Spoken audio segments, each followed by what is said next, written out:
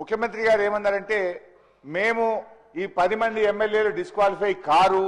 అది గతంలో కాలేదు, ఇప్పుడు కూడా కారు అంటే నేను వెంటనే ఇక్కడ నుంచి సుప్రీంకోర్టులో ఉన్న మ్యాటర్ని మీరు ఎట్లా మాట్లాడతారంటే మాకు ఇమ్యూనిటీ ఉంది, మేము ఏదైనా మాట్లాడవచ్చు ఈ సభలో లోపల మాట్లాడతామన్నారు. అయితే ఐఎమ్ కోటింగ్ అధ్యక్ష, page number 1021, discussion on sub జుడిస్ matter, members cannot refer to any matter of fact on which a judicial decision is pending.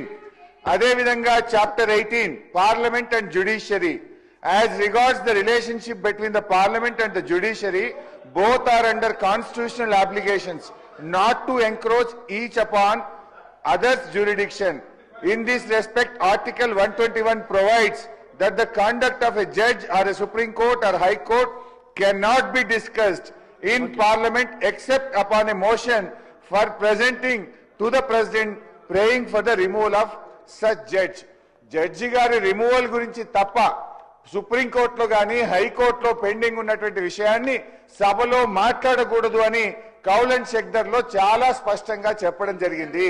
నేను అందువల్ల మీతో కోరుతున్నా, ముఖ్యమంత్రి గారు ఇవాళ సర్వోన్నత న్యాయస్థానం సుప్రీం కోర్టు యొక్క